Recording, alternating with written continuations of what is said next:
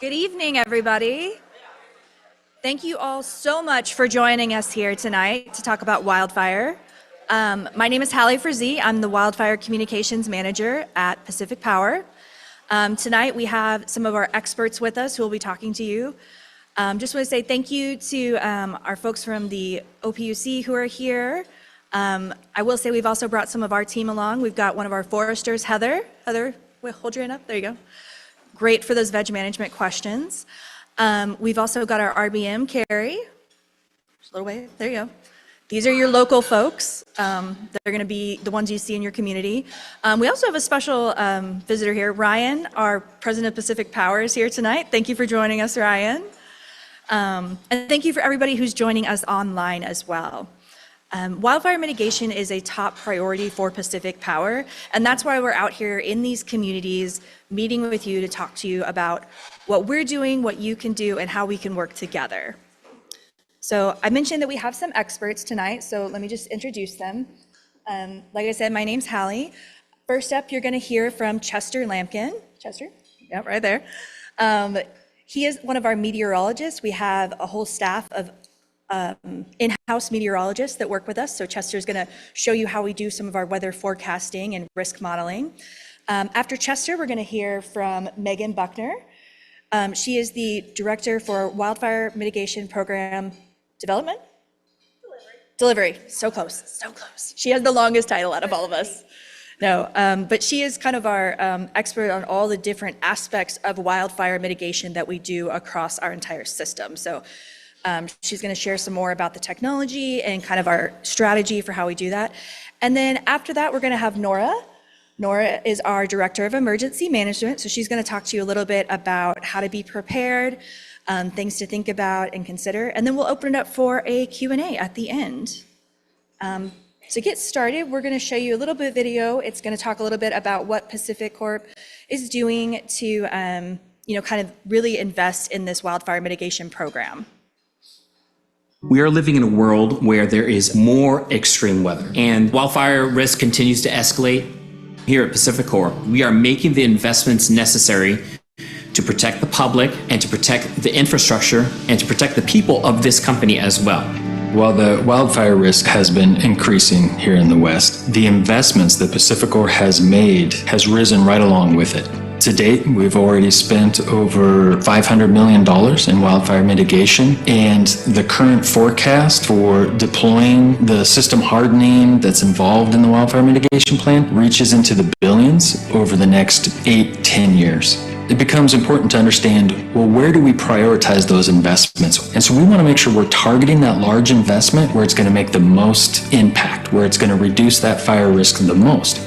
We have an expansive weather station network here at Pacific Corp. By the end of 2023, in Pacific Power, we had nearly 300 weather stations, and in Rocky Mountain Power, we had nearly 200 weather stations. They're there because we're collecting important meteorological data that we're going to feed into our local weather forecast models. Temperature, wind, moisture levels, wind gusts. These hundreds of weather stations give us better data so that we can make better decisions on how to mitigate fire risk and how to protect the system from extreme weather events. So by establishing an internal meteorology team, they're able to run these risk models with our own weather station network to help identify that risk no matter where and no matter when across our entire service territory throughout the year.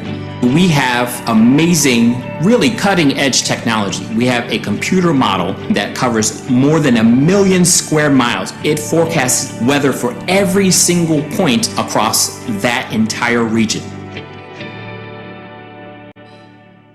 We have access to 2 types of modeling. We have the short-term modeling and the long-term modeling. With both that long-term and short-term view, we're able to identify where the fire risk is, and by identifying that, we can then decide what mitigations to deploy. We've taken 30 years of historical data, and we use that to identify areas of potential risk so that we can mitigate as much as we can ahead of potential wildfires in the future. By looking back at that data, we understand that When the conditions are at their driest and when the wind is at its windiest, that top 5%, when those two things come together, that's where 98% of the catastrophic fires have occurred. When those conditions are present, we want to, for safety reasons, de-energize the lines and let those conditions pass. And so we deploy that when we know that the conditions are escalating, but they're nowhere near that top 5%. And so we give ourselves a little bit of a safety buffer, say a 15% dryness, 15% windiness, to make sure that we're making a good balanced decision between the risk and the outages that are created through the mitigation steps of de-energizing. I'm optimistic because I know that we are doing the work necessary to keep the public safe and to protect the infrastructure of the utility. As that risk has increased, our response has increased as well to match it and do everything possible to reduce that risk of fire in the areas we serve.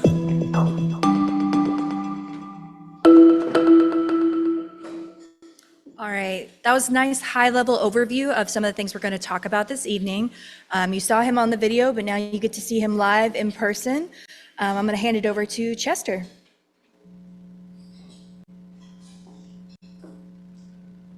Okay, thank you, Hallie. Appreciate it. This is an exciting day to be out here in Hood River because it's a beautiful day.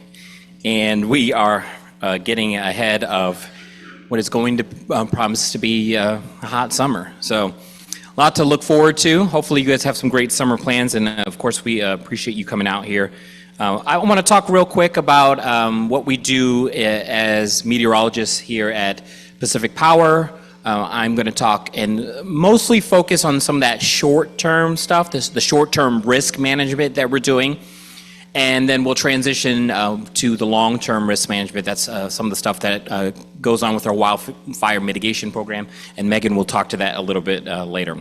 So first off, again, my name's Chester. I'm a meteorologist. We're a team of five, I should say, on our way to 6 people. We're currently hiring for meteorologists on our team, so really excited here at Pacific Power. I'm based in Portland, so just right down the road. And like the other meteorologists on our team, we all have various backgrounds, experience levels. I come from television, actually. That's my background initially. I did that media and television for 19 years before I came to the utility. So like you all, just last year at this time, I was just a utility customer. I was on the other side of this podium, if you will. And I had no idea how utility systems work. I had no idea what the risk was, especially when it comes to wildfire. And my eyes have truly been open since I started working at Pacific Power.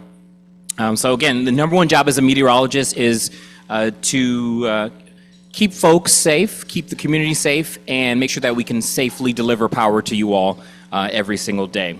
We're one of the first utilities across the United States to invest in advanced weather research, forecasting, and modeling in-house, meaning that we have meteorologists on board. We have a data scientist as well on our team. We run our own in-house computer modeling, so I'll talk a little bit more about that and how that helps us do our job. And what I want to start with, though, is that situational awareness, hence the slide right there. That slide is sort of an indicator of what we're doing on a daily basis. So today, we're watching the weather. In fact, that's what I'm doing right now. So if you see me get on my phone, it's because I'm checking, make sure that nothing has changed and the forecast is still on track.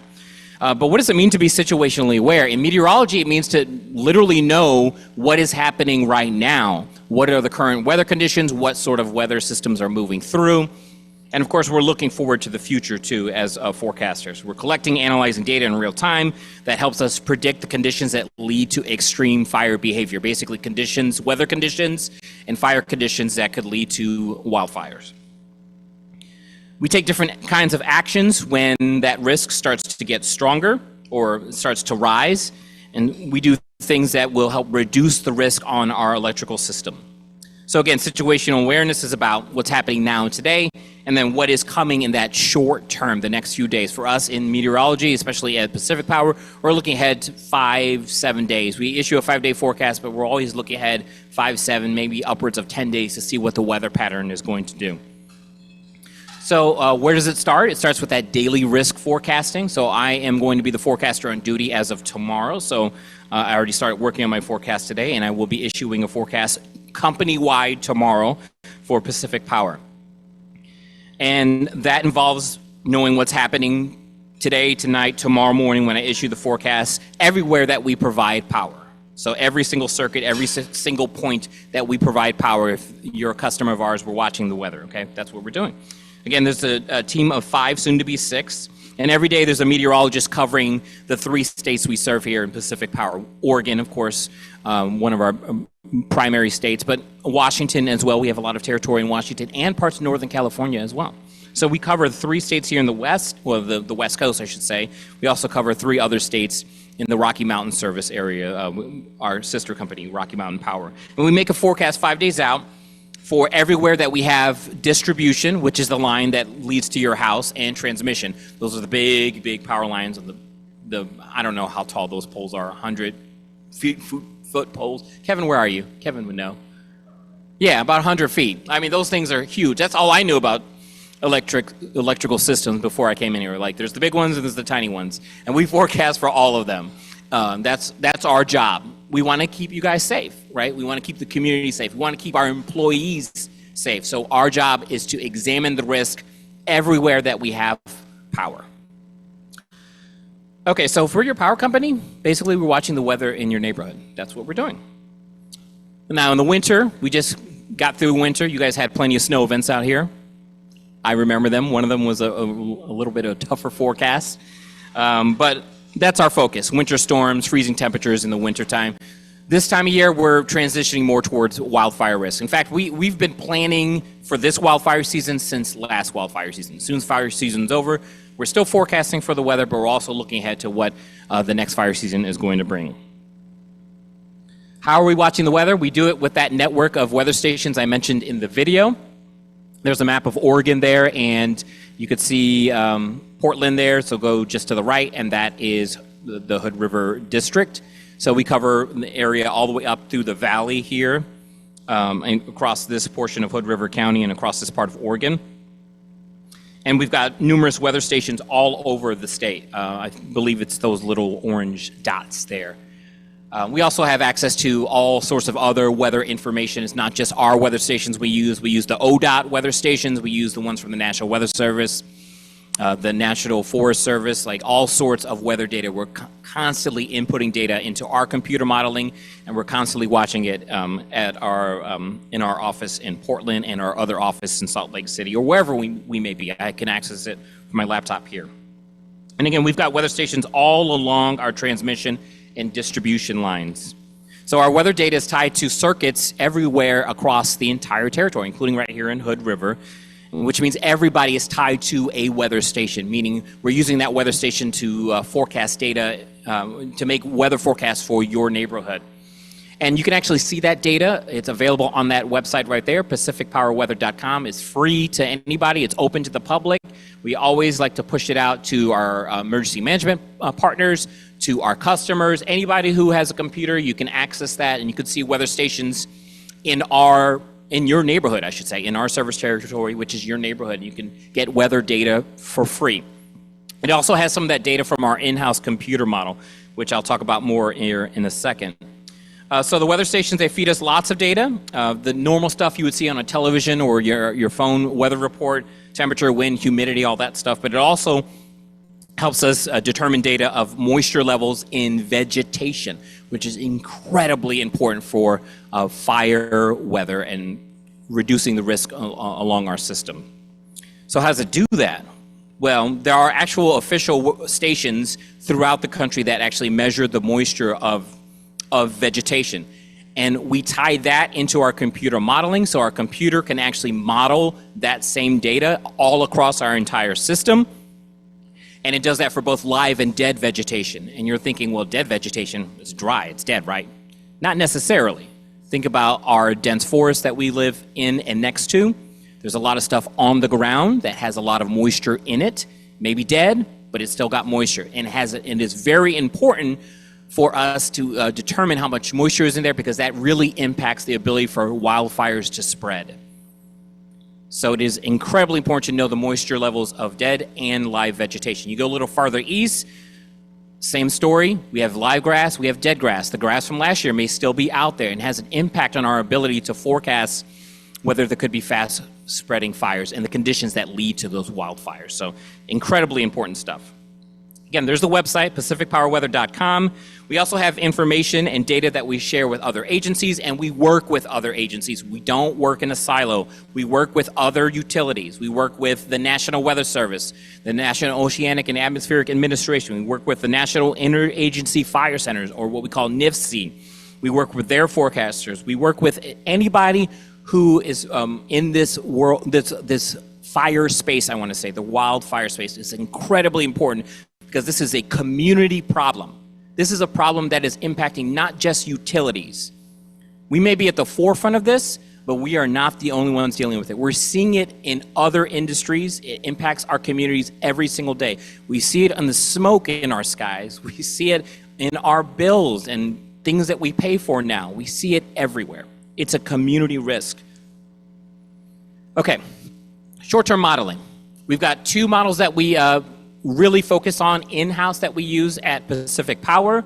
One is our weather research forecasting model. I mentioned in the video, we used it to go backwards in time to do a 30-year reanalysis or history. We analyzed the weather data all across the West, that 1 million square miles, 30 years in the past, and we use that as benchmarks to be able to say, hey, the wind is going to be at that 95th or 99th percentile, or the energy released from the vegetation if there was a fire is in that 95th or 99th percentile, the thing that Alan talked about. So we use that in order to make our forecasts going forward 5 days into the future. So we have history behind us. We have advanced computer modeling from our WRF model, that weather research forecast model that we run in-house in our office. That's on a computer. It's not on some server. It's not on the cloud. We have that in our office. And we run that every day, twice a day, covering that 1 million square miles. So everywhere across the West. Other utilities want to use our data. That's how good it is, right? Which is really cool. That's why we give out the website, so people can have some access to some of that data. Okay. So there's that computer modeling. We also have advanced computer modeling that we use that helps us predict wildfire risk. It's called Wildfire Enterprise Analysts. And I'm going to show you a video that has some of that here in just a moment. But we use that data as well to look at the impact on our power lines, our infrastructure, and the risk of outages and wildfire ignitions everywhere. It actually runs wildfire simulations twice a day, every single day, from every point across our system, which is amazing. So it's literally running hundreds of wildfire simulations every day to say, okay, these are the areas where wildfire would be at its worst, where the risk would be at its strongest. So let's look at some of this data. First is that in-house computer model, that WRF, Weather Research Forecast Model. A lot of companies have their own WRF.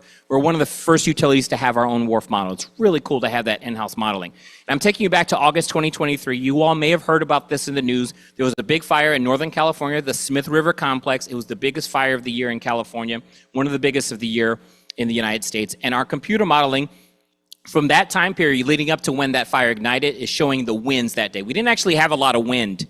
It was not a wind-driven ignition or fire. It was actually ignited by lightning. It was a lightning-started fire. We actually got a lot of lightning out of the storm system all across Oregon. Our computer model actually has a lightning parameter, and this is showing that right there. So this is Northern California and a very tiny bit of southern Oregon there, down towards Cave Junction, Medford area. And this is areas that we serve as well, all part of Pacific Power. And that's the lightning that helped spark that Smith River Complex fire. So we knew days in advance that there was going to be a lightning situation. Dry lightning, one of the bigger ignitions of wildfire across the western United States. Now this is that advanced wildfire model that I was telling you about. It's called Wildfire Enterprise Analysts. Same area, Northern California, Smith River Complex from last August, and multiple fires started in that area. And this is when the fire had already ignited, okay? One of the fires, it was actually a complex, so it was multiple fires that came together. And we are simulating the fire using that software. Why were we doing that? Because we need to know how it is going to impact our system. Those purple lines right there, transmission lines. That fire was forecast to burn through the transmission lines, and in fact, a few days after this forecast was initialized, that happened. So we had to shut down the power for those folks. And we had to keep our employees safe as well. They were out there working. So that's what one of the things that Wildfire Analyst does. It's cutting edge technology. A lot of the California utilities have been using it for several years, and we're one of the first outside of California using it.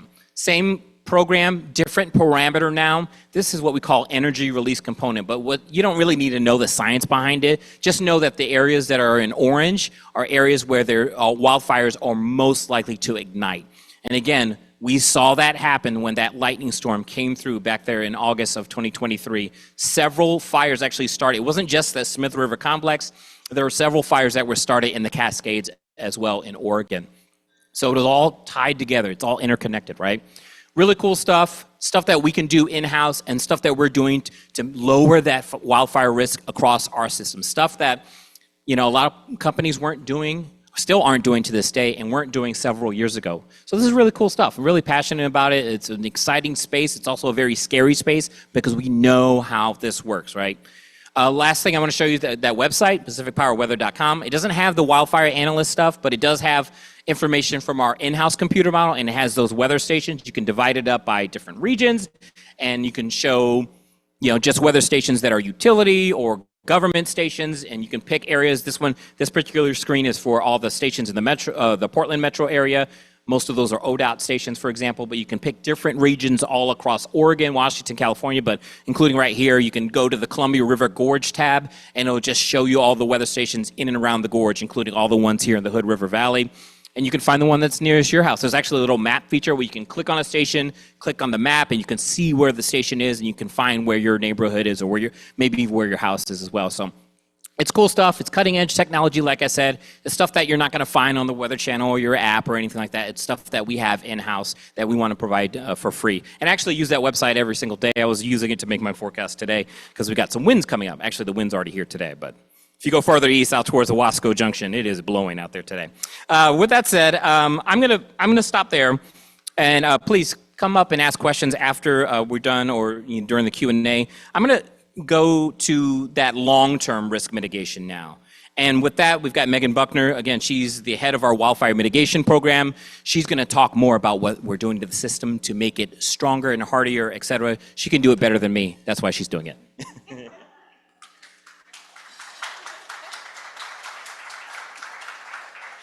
Thanks, Chester. Wow, it's always tough to follow the meteorologist. So my name is Megan Buckner. I am the Wildfire Mitigation Program Delivery Director, and you're like, wow, that's a mouthful, right? But basically, I'm here to talk about the programs or the tools in the toolbox that Pacific Power has to deploy. So Chester, he talked a little bit about how Pacific Power is watching the weather, watching fires, right? And so you might be asking yourself, okay, so what is a utility doing about it? And so that's what I'm going to talk through now. I do also want to mention that this is a community problem, right? So it's not just us. I'm here to talk today about utility programs. However, I do encourage you all to reach out to your public safety partners, your emergency management departments, your local first responders to gain some more information as well. Generally speaking, the power utilities programs can be divided into two little buckets or tools in our toolbox, right?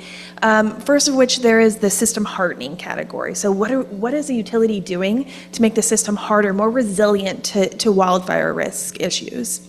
And then secondly is operational practices, right? So how is the utility behaving or performing differently, whether it be in the field or perhaps operating the system differently? And those are the two primary categories I'll be talking through. Before I get started on the program side of things, I did want to mention that our wildfire mitigation plan is available online, and anyone can view it. So if you go to our website, you can find it. And it is also recognized by Stanford as one of the leading wildfire mitigation programs in the country. And so I did want to note that if anyone wants to take a look and read a little more. So getting started, Chester mentioned that, his team is monitoring the short-term risk all over the service territory, right? Well, there's some programs that are focused in some more long-term risk areas. And Pacific Power titles these areas as fire high consequence areas. Generally speaking, the way this risk is categorized is it has to do with the terrain difficulty and some of the fuels that are available. And to boil it down, it's if there was a spark in the woods, bad things would happen, right? And so that's what this category of wildfire risk is. This sort of wildfire risk analysis is used to prioritize some of the more grid hardening type of work. So like the line rebuild program I'll be talking about in just a little bit. It has identified approximately 147 miles of distribution lines in the local area. And then there are about approximately 30 transmission line miles as well, identified in the local area in the FHCA. There's some covered conductor, and if you're wondering, okay, what's covered conductor? I'm about to go into that right now. So covered conductor is one component of the system hardening programs at Pacific Power, right? What we're doing to make the system hardier. The program begins with line rebuild. And so a line is identified for line rebuild, and then it's evaluated for covered conductor, undergrounding, other mitigation efforts. Covered conductor is the replacement of your bare conductor with covered conductor that's more resilient to limbs falling on it, things like that. And there's actually a great example of it over here on the right on the display. I encourage everyone to take a look at it. It's kind of interesting to feel and get an idea for. Now, you can imagine when we're replacing bare conductor with covered conductor, it's heavier, right? And so it requires a new engineering design, which may include the replacement of poles as well. And these poles are being replaced with more fire-resilient materials. So you can imagine fiberglass poles, steel poles, things like that. Additionally, the design itself can also contain spacers. So that's the aerial spacers pictured here. And that helps mitigate the ignition risk associated with wire-to-wire contact, right? So covering the conductor for that sort of tree or that object contacting the line, and then also your your aerial spacers for the wire-to-wire contact type of fault that can occur. Another component of line rebuild can be undergrounding. This is decided on a project-by-project basis as a solution as well to line rebuilds. Generally speaking, these are occurring first in the FHCA area, so we are prioritizing, the fire high consequence areas for the work first. And these are, in that area. However, Pacific Power is deploying mitigations system-wide. We recognize that wildfire risk is everywhere, right? And so one piece of equipment that's also being replaced will be your recloser. So it's your recloser replacement program. It's replacing old equipment with a new, quicker to respond type of equipment. In a previous video, if you guys go online and watch any more of the Pacific Power wildfire mitigation videos, there's one where they call them smart equipment, right? It's faster, it's smarter, and it's less ignition risk, generally speaking. And the way these work is if you've ever been sitting at home and you felt your lights flicker, that was a recloser operating. If you felt it flicker again, okay, that's the recloser operating again. And then you may feel it switch off, right? And that's potentially where it's like, okay, I flickered, I was testing my line, okay, I'm going to turn off now. And you may experience a longer outage because of a patrolman or needs to go patrol the line or something like that. And there's a little video and a couple more slides that kind of explains it in a really nice graphical cartoon way. So this summarizes the system hardening or the resiliency programs that Pacific Power is investing in. Now, if you remember at the beginning of this whole conversation, I also talked about operating practices that are different. This can look like vegetation management, acid management inspections, field operations being performed differently, and also operating the system differently. First, to talk about vegetation management, the vegetation management program consists of air and ground surveillance, so doing these patrols or inspections along the lines more frequently in the FHCA area. Additionally, it includes vegetation clearance and tree pruning. So in the FHCA, there is additional clearances. That vegetation that's faster growing is cleared further back. There are different clearances within the FHCA. Additionally, trees are identified for removal, for potential removal. You can think of your dead, diseased, dying trees, right? So close to a power line, you see a tree, it looks like it's not doing so well. There may be a potential for it to fall into a line, and so it's identified through the inspection process and then removed. So also not pictured here, but I do want to mention is the pole clearing program. So the pole clearing program, you can think of it as within the FHCA, there is pole that has equipment on it, and the vegetation management program clears all around the bottom of the pole. So should some sort of spark come off a piece of equipment, there's no vegetation on the ground for it to fall onto. So I do want to note that, because that's, I believe, an important component to vegetation management as well. So this is what Pacificus Power is doing in terms of vegetation management programs. Next, I'll talk more about, okay, what are we doing about the equipment, right? And if I had to sum up the asset management wildfire mitigation efforts, I would say that it is finding issues quicker and fixing them faster. The inspections are occurring in the FHCA more frequently, and the conditions or the issues that are found that are associated with an energy release risk are being corrected much quicker. So fixing things quicker, right? Additionally, there's also your infrared or IR inspections that are occurring on transmission lines across Oregon. And so what the IR inspections do is they identify hot spots or pieces of equipment that could be arcing, right? They're hot. It's sort of an early indicator before a piece of equipment can fail or receive damage. So that's another wildfire mitigation program that's occurring. In addition to the asset management programs, there are alternative field operation practices that occur at any time. So should meteorology situational awareness inform, oh wow, it's a pretty hot, dry, windy day, field operations like, Kevin, may operate differently. For example, they may not take their truck off-road. Vehicles can be a source of ignition, so they'll stay on the roads. Another field operating practice that could be different is taking water trucks with them to do work and watering down the land. Or if non-essential work could be deferred. So those are some of the field operation practices that are different. Lastly, we have the last set of tools, if you will, right? There's all these different tools depending on the type of risk. The last set of tools is going to be the operational practices. So the different ways the system can be switched or operated. And I'm going to let this video start off by telling the story. At Pacific Power, we're committed to providing the safe, reliable service you count on every day. During conditions such as gusting winds and hot, dry weather, and in areas near trees and other types of vegetation that could ignite, we may need to take certain steps to reduce the potential risk and impact of wildfires. While these safety measures may interrupt your service, they are essential to preventing catastrophic wildfire events. Let's look at 3 of the ways we help protect communities during times of heightened wildfire risk.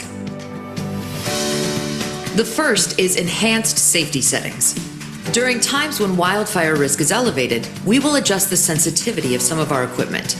With these settings activated, our lines will de-energize quicker, within fractions of a second, if a line is contacted by a tree branch or other debris, reducing the risk of a fire ignition. Because of this, there's an increased potential for power to be disrupted and remain off until field crews can visually inspect the lines to determine if power can be safely restored. Next up is the Public Safety Power Shutoff. Hotter, drier, and windier weather conditions can create heightened wildfire risk, and we may implement a Public Safety Power Shutoff, or PSPS, temporarily shutting off power to specific targeted areas. A PSPS is done in partnership with local emergency management teams, using available communication options to notify customers that power may be turned off, and to keep affected communities informed throughout an enacted shutoff. Once we've determined that the fire risk has passed, we will turn the power back on and restore service. Finally, our wildfire encroachment strategy is another wildfire safety tool that may result in a disruption of your power.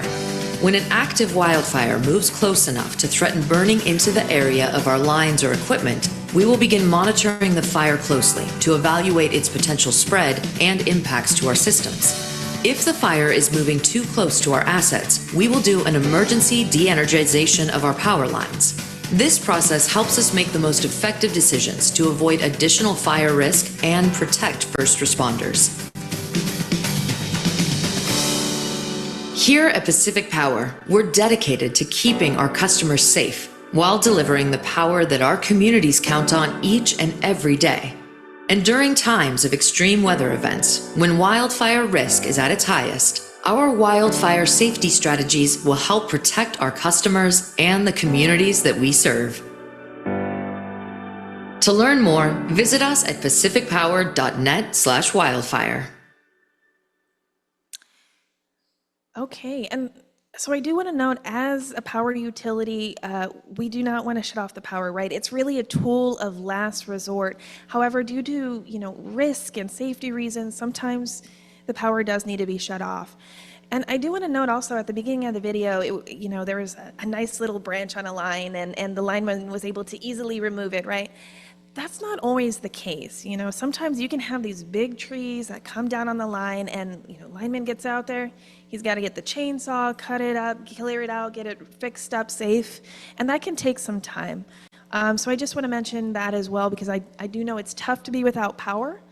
However, I also want to note that Nora is going to be talking about PSPS and also some preparedness efforts to kind of help mitigate that sort of program.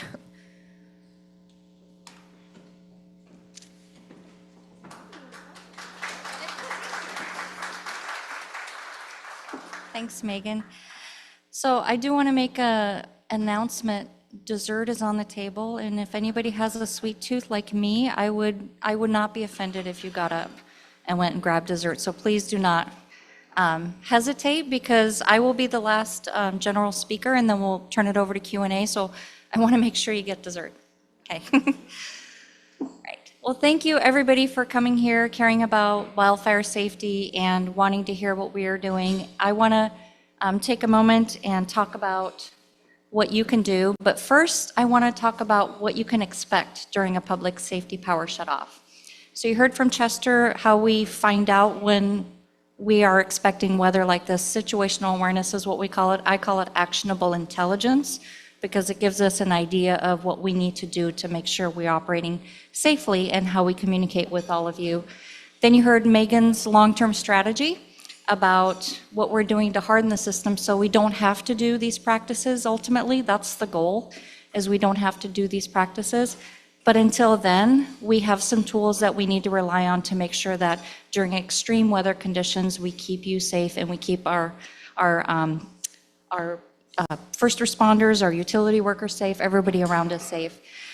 So you saw a little bit about this before. How do we determine a PSPS, a public safety power shutoff? I know it's been in the news quite a while. We have been talking about it for quite a few years now. It really is a mitigation effort. We don't do it unless we reach really high criteria. It's the 98th and 99th percentile criteria. So just to give you an idea of how often that happens, we've done it once in Oregon. That was September of 2022. We did not do a PSPS in this area. We have not yet done a PSPS in this area, but it could happen anywhere. Our assumption is that under specific conditions, it really could happen anywhere. And unfortunately, that's the reality that we live with. So what does it take? It takes, you heard Chester talking about the dry vegetation, the dead fuel moisture, the live fuel moisture. If we have extremely dry vegetation, and then that's coupled with heat, with wind, and with the terrain, if you've got a flat grassland where that fire can pick off and go, or if you have steep terrain with dense forest vegetation, that fire can pick up and go. So that's a consideration. And then finally, does it impact infrastructure or communities? Could it impact homes? Could it impact businesses? Those three things together is when we come together to determine if we need to do a PSPS. You will know about us. We'll contact you 6 times. So there's going to be a lot of communication, and I want to walk through the timeline of what to expect when this happens. Typically, we find out from Chester's team, the meteorologist, about 5 days out. that there's a potential for this. Meteorology is a science, but things do shift here and there a little bit, so we have a pretty good idea. We take 2 days to really fine tune where that location would be. So we really limit it as much as we can as to who may be impacted. 3 days in advance, that 72-hour mark, we start working with our public safety partners. So that will be your local emergency manager. Carrie Gray here would work with like major industry or local officials. We would work with our state public safety emergency support function 12, and we start coordinating what are the critical pieces of information that we need. Do we have certain facilities that do not have backup generation but are critical? These are typically hospitals, fire stations. They typically have backup generation, but if they do, it's a good time to test it to make sure it's functioning. And then are there any facilities that need backup generation so that we can in advance try to plan for that? The second thing we really consider that 3 days in advance is, do we need to stand up a community resource center? So you probably have heard of shelters, right, where you can spend overnight. It's unlike a shelter where we don't offer overnight services. It's a daytime location, it's extended hours, but customers can go and get out of the heat, get into air conditioning, get on the Wi-Fi, charge phones, charge medical devices, get snacks, get information about the event. And we determine locally where it makes sense to stand these up. We can either do it in a building like this, or we can do it in a tent, in a parking lot, in a field. We've done it in gravel lots before. So it could be stood up anywhere. We just figure out what makes sense for the community. Then the customer notifications start, and we do that 2 days out to give you an idea so that way you have a little bit of time to prepare. We'll make that first notification. We do it via phone, text, and email, and it's a recorded phone call and then a text and an email as well. And then we do a 24-hour and then a 1 to 4 hour notification. At any point in time, if the weather improves, and that has happened, then we'll let you know that it's canceled and we will not be planning to doing the shut-off. We make a final notification when we start the de-energization, when the winds do materialize and we do have to turn off the energy.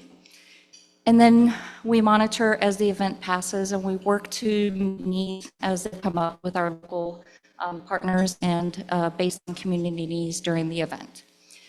Once the event has passed and we get the okay to turn the power back on, we'll let you know again. We'll make another contact and let you know that we're going to start restoring, but that can take time. Depending on where you're at and depending how far you are and how accessible those lines are, our linemen need to go patrol it. They need to fix anything that's broken. Often these are big trees, like Megan was saying, they're not just small branches. And once they can restore that, then we'll make another notification to let you know the power's back on. So quite a few notifications, but also a reason for each one of these notifications. We call you when restoration's complete for 2 reasons. So first is if you had to leave home because you needed power and you had another place to go, so that way you know it's safe to return home. Also, if your power's not back on, let us know so we can troubleshoot and make sure your power's back on. So that's the communication you would expect from us during these types of events. So it's really important that we ask that you have your contact information updated. You can do that by calling customer service, or you can go online to your account if you have an online account. Either way, we encourage you to have your information updated. So as I mentioned, most customers get a recorded voicemail and the recorded phone call and email and text. For our customers that are enrolled in our medical baseline program, these are customers that require electricity for their medical devices. We have a customer service agent call them personally. They confirm that they understand the situation and confirm that they have resources that they need during the event. If they need backup generation, we can provide that for them, or other types of resources. If we can't provide, we work with our emergency support function 12 or our local emergency managers to make sure that that's met. But we don't have access to databases to understand which customers need this assistance, so we encourage everybody to register. It's a self-registration process. So what I'd like to ask you tonight is if you have any friends, any family, any neighbors that may require this type of assistance, We encourage you to help them register or encourage you to have them register so that way we know that they're customers that we need to make sure we contact directly. Also, I'd like to let everybody here know that we started offering a battery backup rebate program. So backup generation or battery rebate program, it's up to $4,000 for customers that require electricity. And it's a great opportunity to not just build your kit, but also ensure you're resilient. So if you know anybody that qualifies, you can either scan the QR code. We have handouts here at the table, and we encourage you to pass them out to your friends and your family, your neighbors. They're a great resource. Also, if you are a service provider for seniors or people with disabilities, you would qualify as well for the rebate. So it's a good program. Encourage everybody to spread the word. But now I want to take a little quiz. How many of you here have an emergency plan?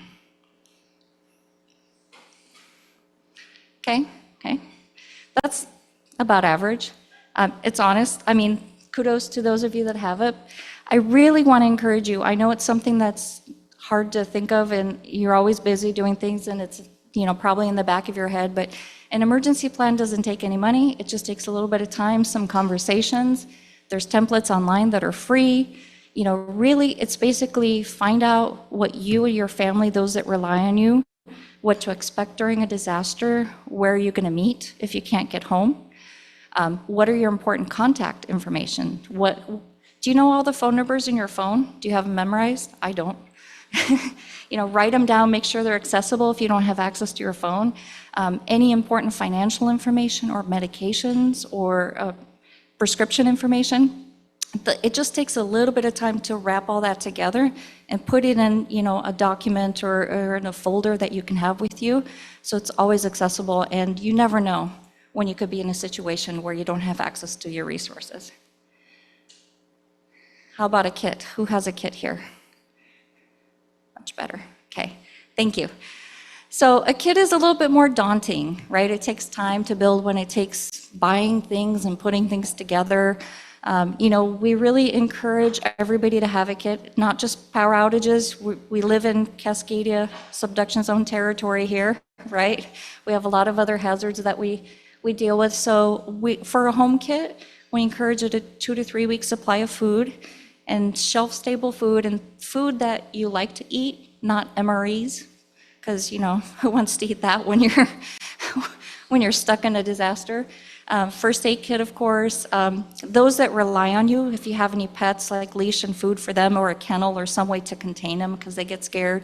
For kids, comfort items because they'll be scared. Things that make them feel safe and comfortable. Activities to keep them distracted. For those that need some assistance, if they have need walking devices or anything else like that, make sure you have those assistive devices available for them. It seems daunting and it's a lot, but you can start small and go from there. But we encourage everybody to do that. And then I want to talk a little bit more about how many have land here or yards and how many have practiced defensible space. Oh, God, that's awesome. Awesome, thank you. That's perfect. I'm not going to go into a lot of detail, but really it is creating a space around your home that makes your area and your environment more resistant to fire, and that really can help mitigate protecting your home against a wildfire. It's based on zones, the closest to your home, and then goes further out, how you maintain that vegetation around your home. Definitely encourage you to learn about it if you have space, if you're in a home with a yard or some land. But even if you're not, I encourage you to be aware of your surroundings. Day to day, walking down the street, you see power lines, you see a tree in the line. It's easy to walk by and think it's really not a big deal, it'll get taken care of, but that tree that may not be a hazard but is sitting there, any wind or any day that's a little bit more extreme than today, that can cause an outage, an unnecessary outage. So we encourage you to be the eyes in your neighborhood and report anything that you may see like this that could be a hazard. So with that, I'm going to wrap it up. I'm going to give you one more chance to go get dessert because not everybody got up. But I want to leave you with 3 things. So first, please verify your contact information with us, so that way we can be in direct contact with you when something does happen. The last thing on my mind is to check my utility contact information, but this is a time that I'd like to ask you to do that. You can call or you can go on your online account. Make sure if you have friends, family, or neighbors that require that assistance or that have needs for electricity, please encourage them to sign up. It's the only way we're going to know that they need that extra help. And then also, if you know somebody or if you yourself qualify for a backup power rebate, there's hundreds of options listed on there. You can really buy something to fit the need that you need for your house. Make sure you apply for that rebate. It's great. It's $4,000. It goes a long way in building that resilience. And with that, I'm going to leave you with it. I hope some of you get up. I'm going to get up if you don't mind, and have some dessert. And then Hallie will take over with questions.